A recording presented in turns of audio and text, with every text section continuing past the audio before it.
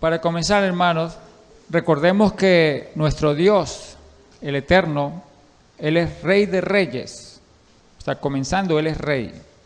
Y todo rey tiene ¿qué? Un reino. Ese reino está conformado ¿por qué? Por un territorio, y está conformado ¿por qué también? Por las personas a las que Él gobierna, ¿verdad? Los siervos. Esas personas son los siervos.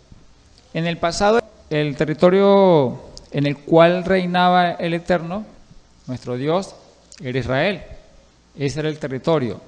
Cuando la iglesia fue dispersa hacia las naciones, el reino del Eterno no se estableció en un territorio determinado.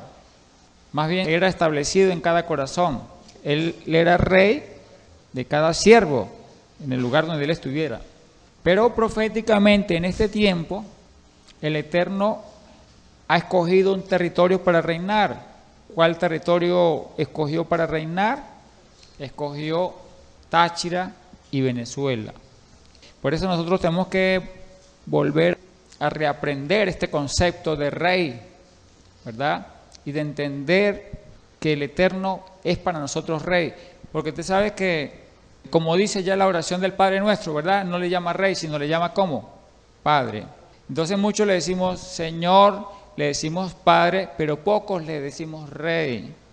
Y entonces cuando nosotros le decimos a Él Padre, entonces le estoy diciendo, bueno, yo soy su hijo. Pero eso es un concepto muy, vamos a decir, muy restringido, muy simple, que me impide ver lo que Él es para mí. Porque Él, más que Padre, es Rey. Entonces, y cuando yo entiendo que Él es Rey, eso me da una visión más amplia de lo que Él espera para mí. Porque como le decía, todo rey gobierna sobre un territorio y el Eterno, esto que está haciendo en Venezuela, la está juzgando, la está procesando, porque Él va a ser rey de Venezuela. Él se va a enseñorear de Venezuela. Y también le decía que el rey gobierna sobre un reino, pero ese reino está formado ¿por qué? Por las personas, y las personas son siervos de ese rey. De tal manera que nosotros los venezolanos, los tachirenses, los venezolanos vamos a ser siervos del Eterno. Más que hijos, hermano, más que hijos vamos a ser siervos. Pero otro elemento importante, hermano, de ese reino y del rey es la ley de ese rey y de ese reino. Hermano, porque ¿cómo hace un rey para gobernar sobre siervos sin una ley? No se puede. Todo rey necesita una ley. Y cuando usted lee la Escritura, desde el principio, el Eterno no dejó a Adán y Eva en el huerto sin ley. Les dijo, de ese árbol, de la ciencia del bien y del mal, ustedes no podrán comer. Y dice la Escritura también, allá en Génesis 26, 4, 5, específicamente en el 5, dice que el Eterno, hermano, enseñó a Abraham mandamientos, estatutos, le enseñó preceptos, le enseñó leyes. En el 5 dice eso, ¿verdad? Por cuanto yo Abraham y vos, y guardó mis mandamientos, mis ordenanzas, mis preceptos, mis leyes.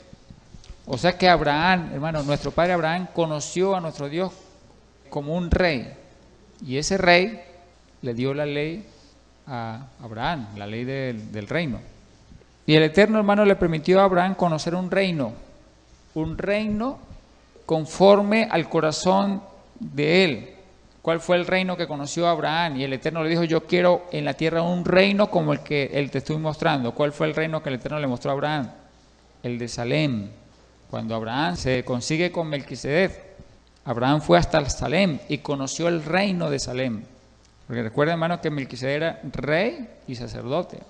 Y cuando Abraham va a Salem, se da cuenta que Salem es una ciudad y un reino conforme al corazón de Dios. O sea, el Eterno quería un reino así, que los hijos de Abraham tuvieran un reino así en la tierra. Y ese reino, hermano, donde reinaba Melquisedec, tenía una ley. Y los que han estudiado el libro de Salem, la historia de Salem, ese libro que escribió Abraham, lo primero que comienza a hablar la historia de Salem es de la ley de ese reino. Ok, como la misma Escritura se llama a sí misma, ¿qué nombre se da? ¿Qué nombre se le da en la Escritura a la ley, o cómo se le llama. De acuerdo a la misma palabra, hermano, se le llama Sefer HaTorah en hebreo. Sefer HaTorah. Esta palabra en hebreo aparece, hermano, en Deuteronomio 35, 26. ¿Qué significa Sefer HaTorah? Reina Valera la traduce como el libro de la ley. Sefer HaTorah, el libro de la ley. Y también aparece como Sefer HaBerith. Sefer HaBerith. ¿Dónde aparece con ese nombre? Aparece en Éxodo 24:7, el libro del pacto. Dice allí que Moisés leyó el libro del pacto. El libro del pacto que leyó Moisés, ¿cuál era? Pues la Torá que el Eterno le estaba revelando a Moisés. El libro de la instrucción, el libro de la enseñanza. ¿De qué libro está hablando? De la Escritura, hermano, de la Sagrada Escritura. Recuerda que en hebreo Sefer es libro, Berith es pacto y Torá es instrucción o enseñanza. Torá es instrucción o enseñanza. Ahora, hermano, para nosotros entender el significado, la importancia de la Torá. ¿Qué es la Torá? Es el nombre hebreo que se le da a la ley de Dios. Es el nombre original, ¿verdad? La Torá es el nombre original que se le debe dar a la Escritura, lo que nosotros llamamos la Santa Biblia, en hebreo se llama Torá. Ese es el nombre original. Y es importante, hermano, regresar al nombre original porque a través del nombre original nosotros podemos entender más el significado y la importancia de esa ley del reino. Recuerda que estamos hablando de la ley del reino, ¿verdad? De la Torá, de la Escritura. En otras palabras, hermano, lo que estoy diciendo es que la Sagrada Escritura va a ser la ley del reino en Venezuela, va a ser la ley del reino en el Táchira. Esta palabra Torá tiene los siguientes significados. Torá significa enseñanza, significa también instrucción. También es traducida como ley. Por ejemplo, Torá es traducida como ley en Éxodo 12:49.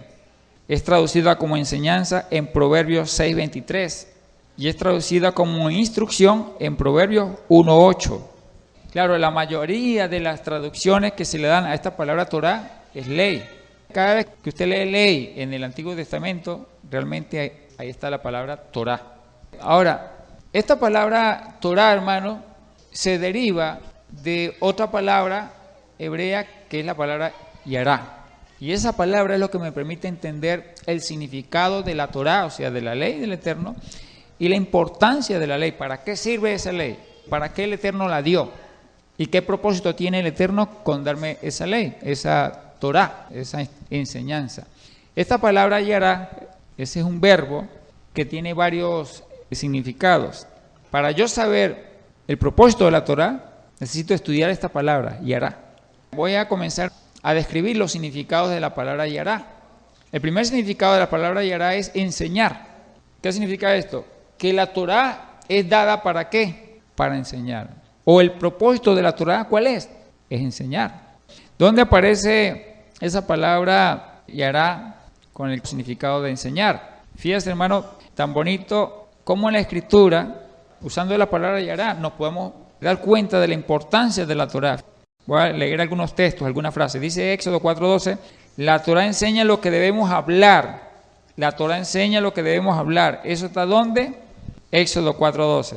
Recuerde lo que dice allá el apóstol Pedro, hermano, que cuando alguno hable, hable conforme a la palabra. Y dice aquí, Éxodo 4:12, que la Torá enseña lo que debemos hablar. Luego, Éxodo 4:15 dice lo siguiente, la Torá enseña lo que debemos hacer. ¿Ok? Eso lo dice en Éxodo 4:15.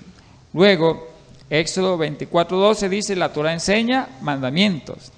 Luego, Éxodo 35:34 dice, la Torá capacita para enseñar. Ella nos capacita para enseñar. Luego tenemos Levíticos 10:11. La Torá enseña los estatutos o costumbres santas. Luego, Deuteronomio 33:10 dice, la Torá enseña las leyes y los juicios del Eterno. Luego dice en Segunda de Reyes 17:28, ¿qué dice? Que la Torá nos enseña cómo temer al Eterno. Nos enseña cómo temer al Eterno. Segunda de Crónicas 6:27 nos dice que la Torá nos enseña el buen camino. Salmo 25:8 dice que la Torá enseña a los pecadores el camino. Levíticos 14:57 dice lo siguiente, dice que la Torá enseña a discernir entre lo puro e impuro. ¿Eso está dónde? Levíticos 14:57. Y también en Ezequiel 44:23 dice lo siguiente, dice que la Torá enseña a discernir entre lo puro e impuro y entre lo santo y lo profano. Bueno, entonces en esos contextos es donde aparece la palabra hebrea yará. ¿Con qué significado? Enseñar. Pero recuerde que como de la palabra yará, hermanos y hermanas, se deriva la palabra Torá. Entonces, esa enseñanza a la que se refiere yará, se refiere a qué tipo de enseñanza. ¿Es la enseñanza de qué? De la Torá, de la ley del Eterno, la enseñanza, la instrucción del Eterno, la ley del Eterno. A eso se refiere. Fíjense lo que dice Job 6:24. Dice, enseñadme Torá. Recuerde que dice yará, ¿verdad? En hebreo. Dice, enseñadme Torá y yo callaré. Hacedme entender en qué he errado. Porque la Torá, hermano, cuando nos enseña, uno tiene que callar. Cuando el Eterno nos enseña, hermano, uno tiene que callar. O sea, uno no tiene que contender. La Torá no se contiende. ¿Cómo yo voy a contender con el Eterno, con mi Dios? Yo no puedo contender con Él. Que yo no estoy de acuerdo con esto, que porque esto es así, que porque Él dice que eso está escrito así. Yo tengo que callar, hermano. Cuando el Eterno me habla a través de la Torá, yo tengo que callar. Eso es lo que dice aquí en Job, ¿verdad? Job 6:24. Enséñame Torá y yo callaré. Ahora, ¿para qué es la Torá? ¿Para qué la enseñanza? Ahí mismo lo dice. Para hacernos entender en qué hemos errado. ¿Okay? Salmo 25:12 dice que el Eterno a través de la Torá enseñará el camino que el hombre ha de escoger. Luego, miren lo que dice Job 12:7 y 8, hermano. Dice que el Eterno usará, para enseñarnos, usará las bestias. Usará la Torá, pero usará las bestias para enseñarnos a través de la Torá. ¿Ok? ¿Eso está dónde? En 12:7. Y también dice en el 12:7 que usará las aves de los cielos para mostrarnos, para enseñarnos. ¿Ok? Torá. Y también Job 12:8 dice que el Eterno nos enseñará Torá a través de la tierra, a través de los peces del mar. Por ejemplo, ¿qué enseñanza el Eterno nos da a través de las bestias? Bueno, hermanos, que el hombre no puede ser, por ejemplo, como el perro, que huele a su vómito, que no puede ser como el cerdo, que después de haberlo bañado, va otra vez y se revuelca en el cieno, en la porquería, ¿verdad? El Eterno, ¿cómo nos enseña a través de los peces?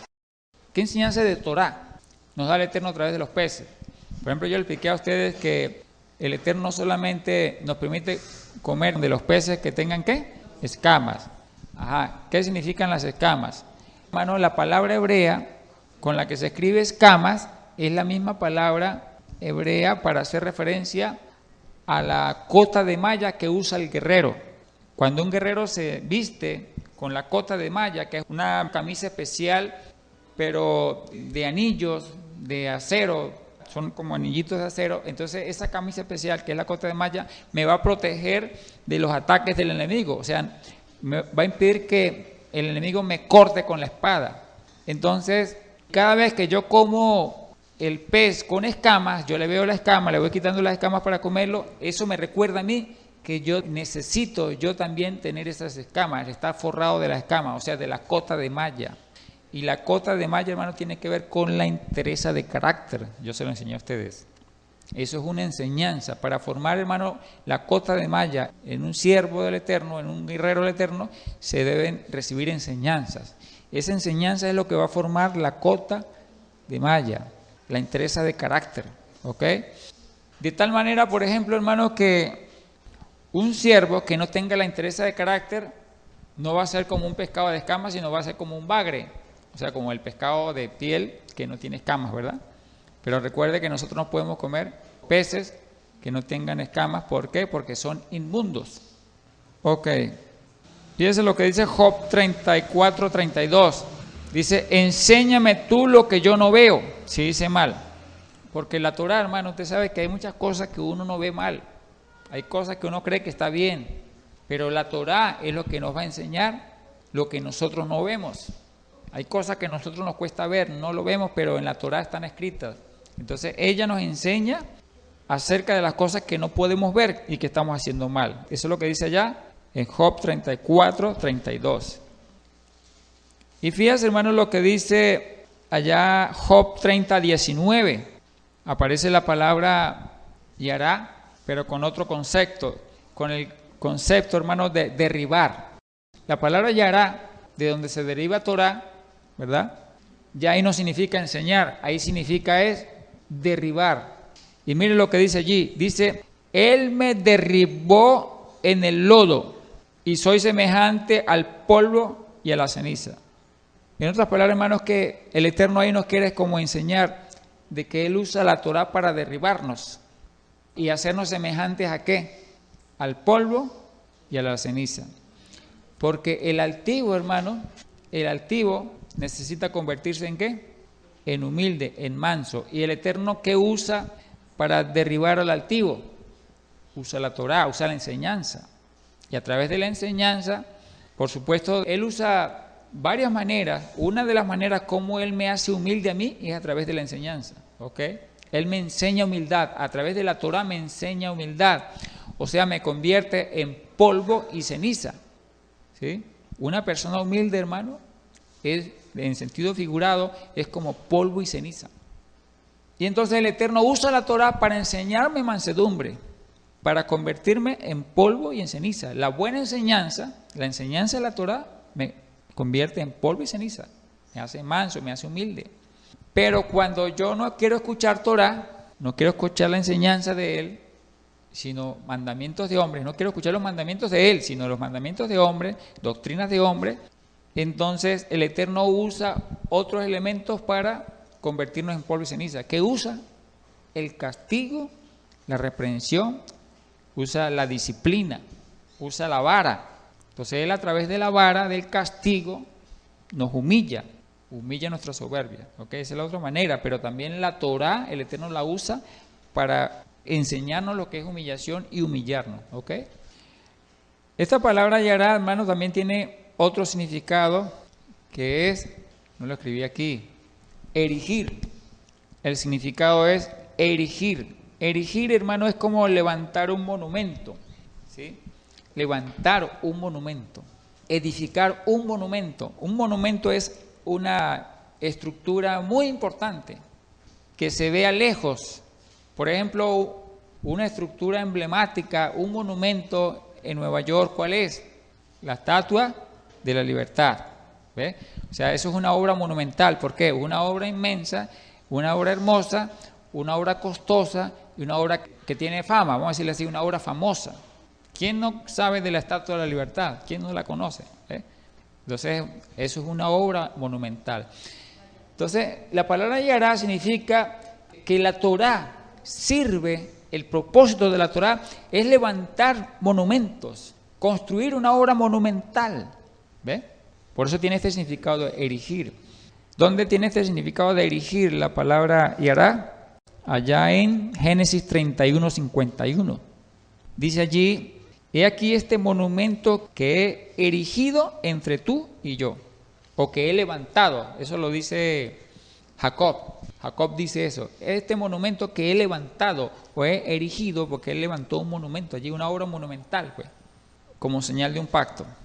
Ahora, fíjate, hermano, algo interesante aquí, porque la palabra Sión, recuerda que Jerusalén tiene otros sinónimos en la Escritura. ¿Cuál es el otro sinónimo de Jerusalén? Sión. Pero en hebreo, la palabra Sión se deriva de otra palabra que significa obra monumental. Significa una construcción monumental muy importante, que es como la obra más importante de la tierra. Ahora, ¿cómo el Eterno va a levantar a Sión? ¿Qué usa el Eterno para levantar a Sión, restaurarla, establecerla nuevamente? ¿Sabe qué usa? La Torá. El Eterno necesita restaurar la Torá, enseñar la Torá y con mayor intensidad en el lugar, en el territorio donde va a establecer a Sión. En ese lugar es donde todos deben aprender Torá. Y todos ellos deben convertirse en maestros de Torah, en ese lugar llamado Sión, ¿verdad? Que es lo mismo que nosotros decimos Jerusalén, en ese tiempo, Nueva Jerusalén. De tal manera, hermano, que por ejemplo en la Nueva Jerusalén, de aquí de Venezuela, es donde se debe conocer más Torah, porque la función de la Torah es erigir, levantar obras monumentales, y la obra monumental, la más importante que ella debe levantar, la Torah, es Sión, el monte Sión, ¿ok? Que es la sede principal, la capital del reino del Eterno en la tierra. Y por supuesto, hermano, cada uno de nosotros es una obra monumental. Cada uno de nosotros necesita ser edificado. La iglesia necesita ser edificada, necesita convertirse en una obra monumental. Cada uno de nosotros tiene que ser edificado. ¿Y qué es lo que produce ese cambio, esa transformación? Eso lo produce la Torah. Si no hay Torah, hermano, no hay nada. Y la Torah es la enseñanza. ¿Cuál enseñanza? La enseñanza que está escrita allí en el libro que nosotros llamamos Santa Biblia. Pero ¿cuál es el problema, hermano? Que actualmente no se enseña realmente la Escritura, sino se enseñan son doctrinas. ¿Ok? Se están enseñando son doctrinas. Otro concepto de Yará. Estamos estudiando, hermano, la palabra Yará. Esta palabra me va a decir la importancia y el significado de Torah, porque la palabra Torah se deriva de esta palabra Yará. El otro concepto, hermano, o significado de Yará es tirar, pero tirar una flecha desde un arco. También significa arquero, porque ¿sabe qué es lo que pasa, hermano? Que el propósito de la Torah es enseñarme cómo hacer un arquero. Ese es el propósito de la Torah, convertirme a mí en un arquero. ¿Dónde aparecen estos significados? Por ejemplo, aparece como tirar flecha o saeta, ¿verdad? Aparece en 2 de Reyes 13:17, en 1 Samuel 20:20 y 1 Samuel 20:36. Ahora, ¿por qué, hermano, el propósito de la Torah es convertirme a mí en un arquero? ¿Cuál es la función del arquero? Recuerde que el arquero tira a un blanco, ¿sí? Ese blanco es un mandamiento de la Torah. Ese blanco es un estatuto que enseña la Torah. Ese blanco son ordenanzas que enseña la Torah. Entonces, el propósito de la Torah es que yo apunte al blanco, o sea, apunte al mandamiento, y yo le dé allá el mandamiento, es decir, yo cumpla el mandamiento. ¿Qué pasa cuando yo no cumplo el mandamiento? Eso se llama ¿cómo? Errar. El pecado es errar. Si yo en vez de dar el blanco, yo doy en otro lugar, si yo doy aquí en este lugar, eso se llama ¿cómo? Errar. Eso significa que yo no cumplí el mandamiento, yo erré.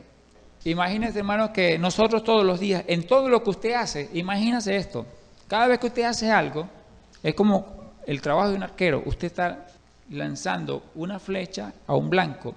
Si usted lo que hizo, lo hizo mal, usted erró. Si usted estaba hablando con su vecino y usted lo ofendió, usted erró en el blanco.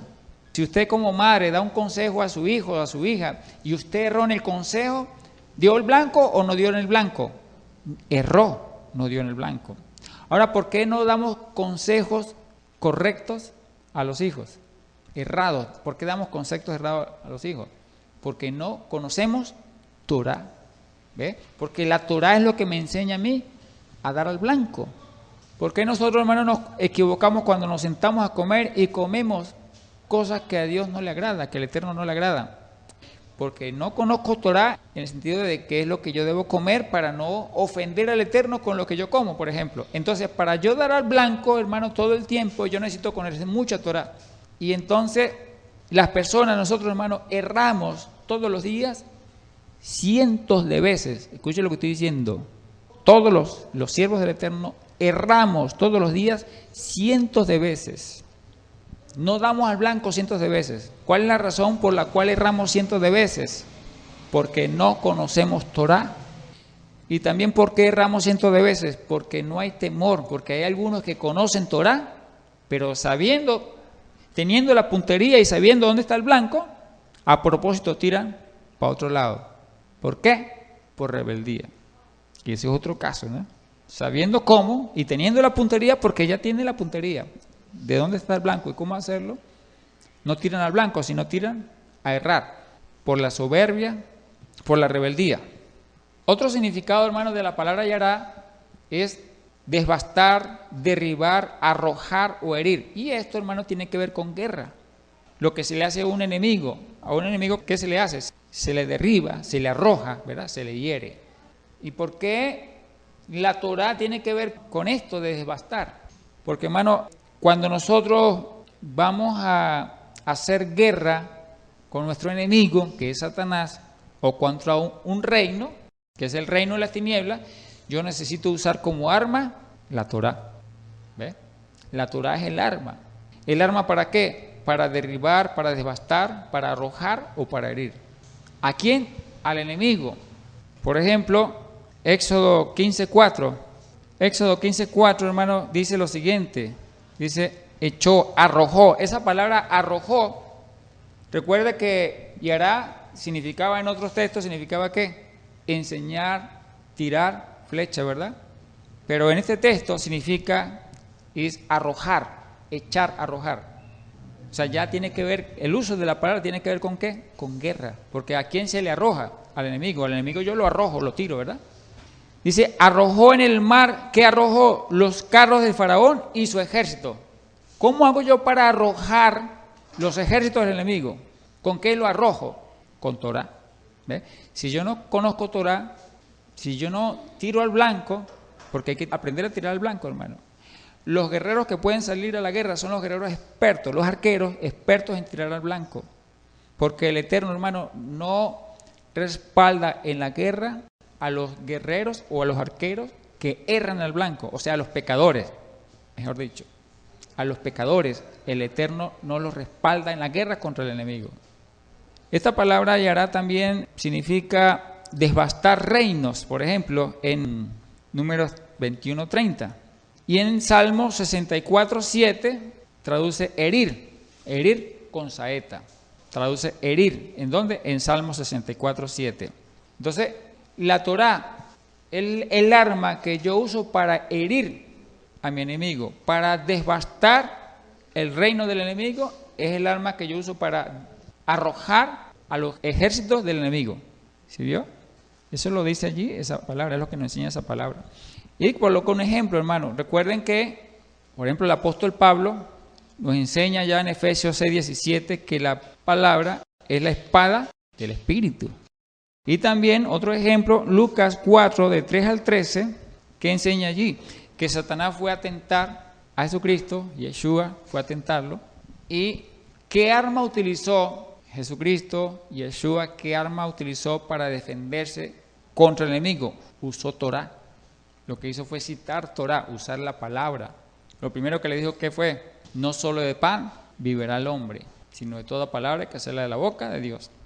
Entonces, el enemigo llegó a atacar al Mesías, al Salvador, y el Mesías Salvador sacó la espada del Espíritu, que es la Torá.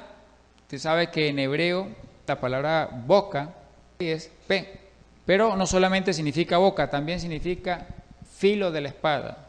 Porque el filo de nuestra espada, ¿dónde está? En nuestra boca. Y aquel que conoce Torá, ¿cómo tiene la espada? Afilada. Tiene la espada afilada. El que entiende Torá, el que practica Torá, el que da al blanco, ¿cómo tiene la espada? Muy afilada. Pero el que no conoce Torá, el que no guarda Torá, no cumple Torá, erra en el blanco, tiene la espada ¿cómo? Pompa. Es más, ni siquiera tiene espada. No tiene espada, no puede salir a la guerra.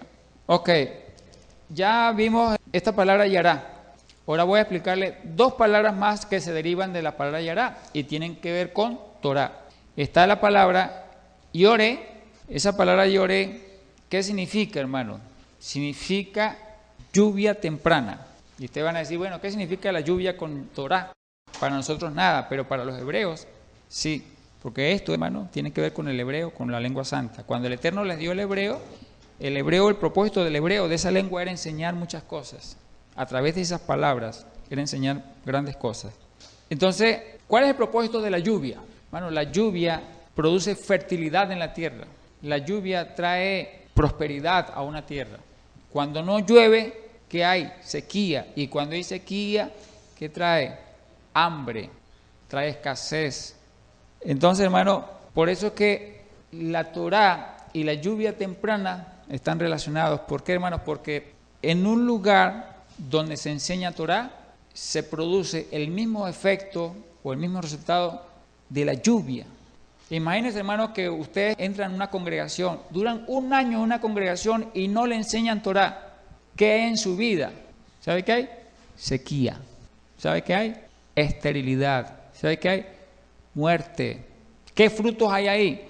Hermano, si a un árbol, una planta, no le echa una sola gota de agua en todo un año, ¿qué fruto va a dar? Se muere la planta.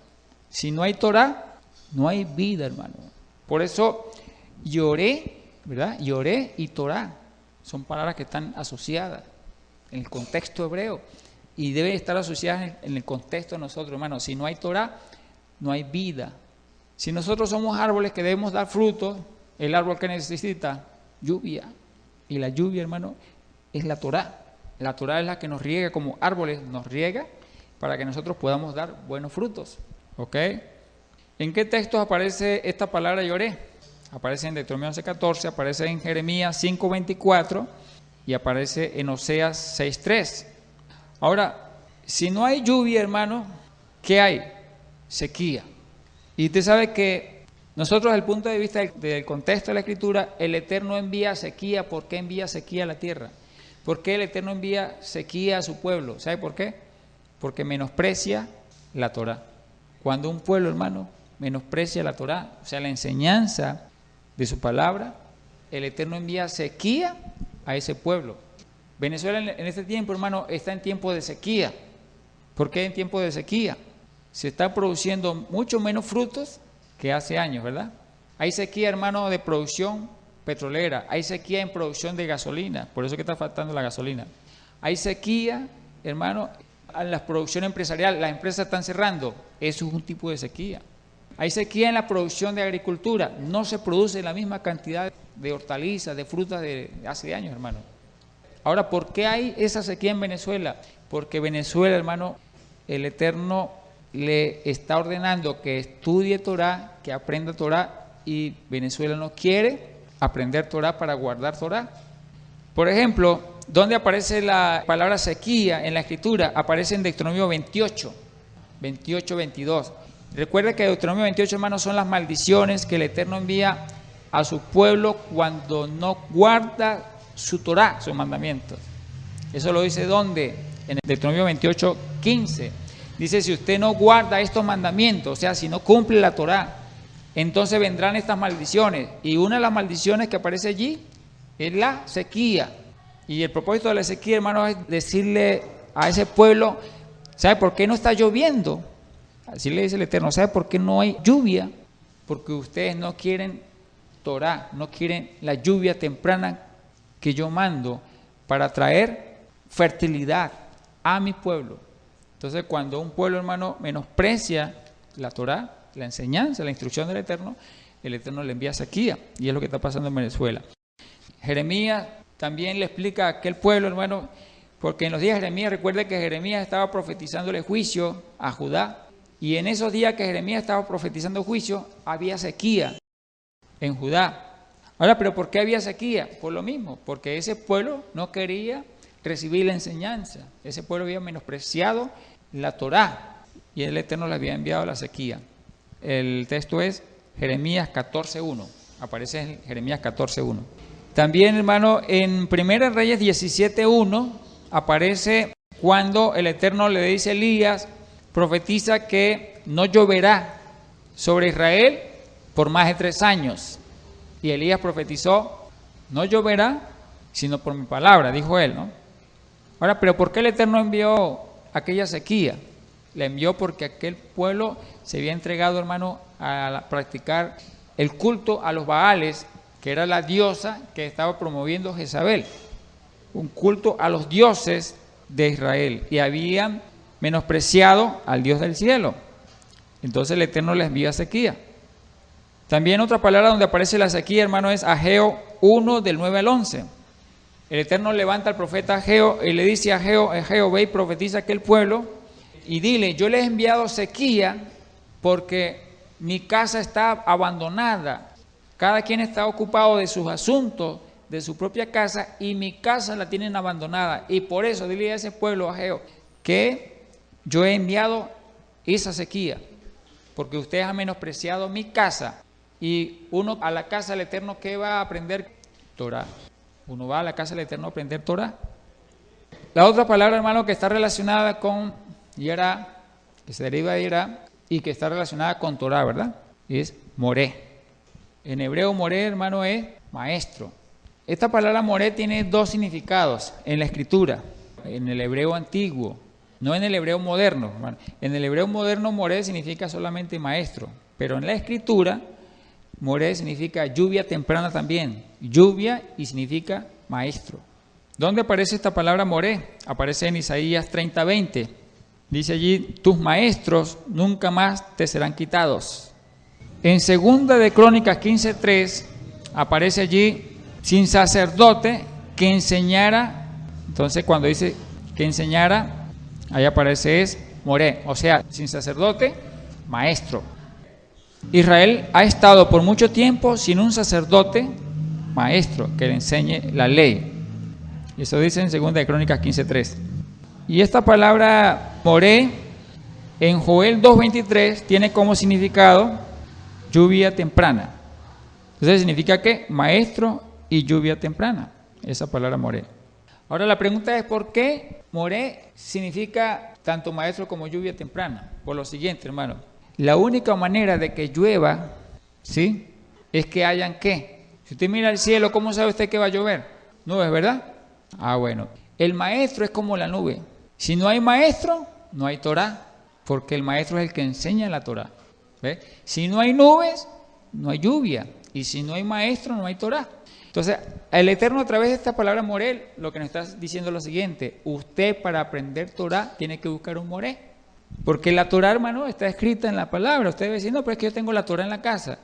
Pero la lluvia verdadera, la verdadera lluvia, cae sobre usted, o usted recibe la lluvia cuando usted busca un moré. O sea, un moré es un maestro que le enseñe la Torah. ¿Por qué, hermano? Porque la escritura es muy difícil de entender. Si usted le da 100 Biblias a 100 personas distintas y le da o un capítulo y le dice a esas 100 personas, estudie eso y me dice qué es lo que usted opina o qué es lo que significa eso, interprétame lo que significa. Y hermano, y esas 100 personas van a obtener distintos puntos de vista, distintas interpretaciones. Unas interpretaciones más desviadas del blanco, otras más acercadas al blanco, pero quizás ninguna va a dar al blanco. Y ellos tienen ahí la palabra para leerla. Pero ¿por qué esas interpretaciones no dan al blanco? Porque lo que pasa, hermano, porque el moré es una persona al que el Eterno le da sabiduría. El moré es una persona que el Eterno le da sabiduría para entender la Torah. Porque para enseñar Torah hay que aprender Torah, hay que entender Torah y necesita recibir revelación de Torah. Entonces, la Torah, hermano, yo no debo estudiarla solo en mi casa. Usted la puede leer en su casa solo. Yo no estoy diciendo que no la lea, léala, ¿sí? Pero me refiero a enseñarla para profundizar, para usted aprender doctrina, para aprender Torah, o sea, doctrina, para aprender ley, porque estamos hablando de las leyes del reino, ¿verdad? La enseñanza del Eterno, nosotros necesitamos moré. Entonces, fíjese, esta palabra moré, cuando la palabra moré significa tanto maestro como lluvia temprana, significa, hermano, que si no hay moré, no hay lluvia, hermano. Si no hay moré, hay sequía. ¿Sequía de qué? De palabra, de sabiduría, de enseñanza. ¿Por qué a veces usted entra a una congregación, da una enseñanza y usted sale como que no ha aprendido nada? Si usted sale seco, que no aprendió nada, es porque no llovió sobre usted. ¿Entiende? No llovió sobre usted. Y si no llovió sobre usted, significa que hay sequía en usted. O sea, usted entró en un lugar donde hay sequía, ahí no llueve. Y usted salí seco, no aprendí nada. ¿Sabe por qué? Porque ahí no hay moré. Ok, otro punto, hermano, es ¿de dónde proviene la Torah? ¿De dónde sale la Torah? ¿Dónde nace la Torah? La Torah tiene que nacer en algún lado.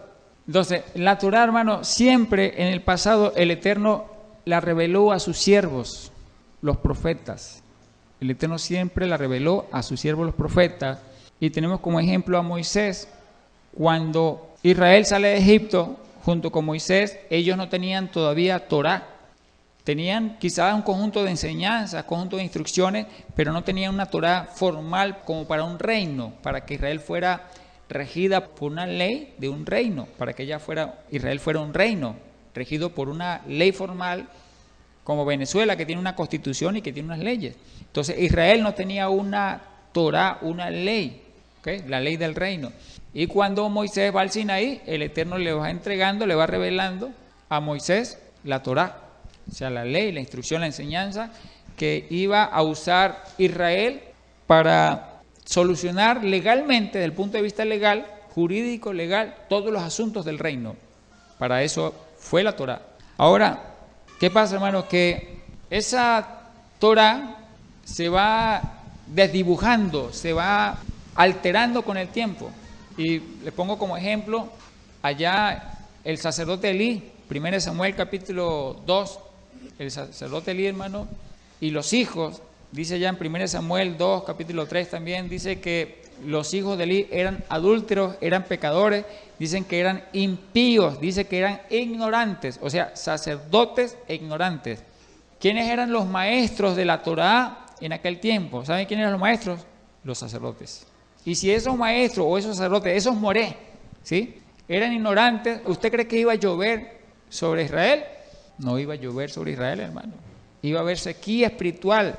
Entonces, en el tiempo del sacerdocio Elí, espiritualmente ahí lo que había era sequía. ¿Cómo hago yo para derribar mis enemigos? ¿Qué arma utilizo yo para derribar mis enemigos? Torá. Y por eso ya en 1 Samuel capítulo 4, ellos se van a la guerra y los filisteos, hermano, derrotan a los israelitas porque no tenían el arma más importante, carecían del arma más importante que era Torá. ¿Por qué carecían de esa arma? Porque los maestros, los moré, los que enseñaban Torá en aquel tiempo, que eran los hijos de Elí, eran unos impíos, eran unos, dice allí la Escritura también, que no tenían conocimiento, sin conocimiento, impíos y sin conocimiento. Ellos mismos no tenían la enseñanza. ¿Y qué iban a enseñar al pueblo si ellos no tenían la enseñanza? No tenían la Torá. Ok, hermano, entonces, la Torá, hermano, se va desdibujando, se va adulterando, la van cambiando. El enemigo, eso lo hace el enemigo, va torciendo la palabra. Y por ejemplo, nosotros en este tiempo estamos en un tiempo donde la palabra ha sido muy torcida. ¿A través de qué? A través de distintas enseñanzas, a través de distintas doctrinas, ¿verdad? Por ejemplo, existen muchísimas organizaciones evangélicas, distintas doctrinas, con distintos nombres, y cada uno tiene una enseñanza distinta, una doctrina distinta, o sea, tiene su propia, no voy a decir Torá, porque Torá es una sola, tiene su propia enseñanza, ¿ok? Tiene mandamientos de hombres. Los mandamientos del Eterno es Torá. Torá es mandamiento del Eterno. Pero esas doctrinas lo que tienen son mandamientos de hombres. Como dice ya Isaías, ¿verdad? Este pueblo me honra de labios, pero su corazón está lejos de mí. Porque su temor está fundamentado, basado en mandamientos de hombres. Entonces, cuando a un pueblo no se le enseña Torá, sino mandamientos de hombres, entonces no hay temor del Eterno en ese pueblo. Y si el pueblo no tiene temor del Eterno, ¿qué va a pasar con ese pueblo? Pues va a estar errando al blanco, porque lo que me enseña a dar al blanco, o sea, a guardar el mandamiento. Lo que me enseña a guardar el mandamiento es la Torá. Lo que me enseña a dar al blanco es la Torá. Pero si yo estoy aprendiendo son mandamientos de hombres, doctrinas de hombres, yo nunca voy a aprender a dar al blanco. Entonces yo todos los días me lo voy a pasar, ¿qué? Errando. Y es en el ejemplo que yo le digo, hermano, que nosotros, cuando no conocemos Torá, cometemos en el día cientos de pecados. Erramos cientos de veces al blanco, hermano. Y una persona que peca cientos de veces en el día, hermano, es un vil pecador. ¿Y cómo podemos decir que es un santo? Nunca podemos decir que es un santo. Ok. Entonces, ¿de dónde proviene Torá? Torá provino del Sinaí en el pasado, hermano, pero dice la Escritura, allá en Isaías 2, del 1 al 3, y también en Miqueas 4, del 1 al 2, el Eterno profetizó a través de los profetas, dio una palabra, que en los futuros tiempos, en los postreros tiempos específicamente habla, y dice en los postreros tiempos, la Torá, la ley del reino saldría de Sión, de Jerusalén. Saldría de Jerusalén. Y allí irían a buscarlo la ley, irían a buscarla las naciones. Las naciones se movilizarían de distintos lugares, se movilizarían los pueblos, las personas, hasta Jerusalén para buscar la enseñanza, la Torá, para buscar la ley. Eso es lo que dice Isaías 2 del 1 al 3.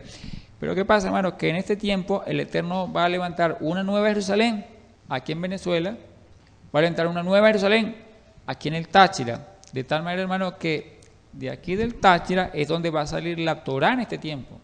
De aquí del Táchira es donde va a salir la ley, la instrucción, la enseñanza del Eterno en este tiempo.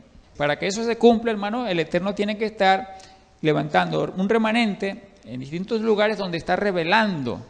Porque recuerde lo que yo le decía, hermano, la Torá necesita ser revelada.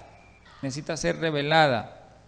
O sea que el Eterno está levantando en el Táchira. ¿Qué está levantando? Moré. Y en el Táchira, hermano, tiene que estar ya lloviendo. ¿Qué tipo de lluvia? Enseñanza, palabra, Torá. Usted sabe que la lluvia ¿de dónde viene? Del cielo, ¿verdad? De arriba. Entonces, ¿qué significa, hermano? Que esa palabra viene del cielo. La palabra que se ha estado enseñando por mucho tiempo aquí en Venezuela, en el Táchira, en las naciones, viene del corazón del hombre, mandamientos de hombres, ¿sí? Pero tiene que llover de arriba, porque eso también está relacionado con Torá, porque la lluvia, hermano, viene del cielo. Entonces, como la lluvia viene del cielo, es para enseñarle a ese pueblo de que la verdadera lluvia que produce bendición, que la verdadera enseñanza del Eterno viene de arriba. Y el moré trae enseñanza de arriba, porque la lluvia viene de arriba. Entonces, el moré trae enseñanza del cielo, trae revelación. ¿Qué pasó? Por ejemplo, el moré de aquel tiempo Moisés, fue el moré que el Eterno levantó. ¿De dónde sacó Moisés esas enseñanzas? Él subió al Sinaí y esa fue una revelación que vino de arriba, vino del cielo. Entonces, quiere decir, hermanos, que el Eterno está levantando en este tiempo en el Táchira profetas, moré, a ellos les está lloviendo. A ellos les está lloviendo en el cuarto, en el secreto, donde ellos están estudiando la palabra, en el lugar donde ellos están en el secreto, escudriñando, investigando, recibiendo revelación. A ellos les está lloviendo, a esos moré. Y de esa lluvia que ellos reciben, ellos también van a compartir con el pueblo. Y eso es lo que va a traer, hermano, al Táchira y también a Venezuela, pero primero al Táchira va a traer ¿qué? Prosperidad espiritual. Va a traer ¿qué? Sanidad espiritual. Y va a acabar con la sequía espiritual que hay en este tiempo.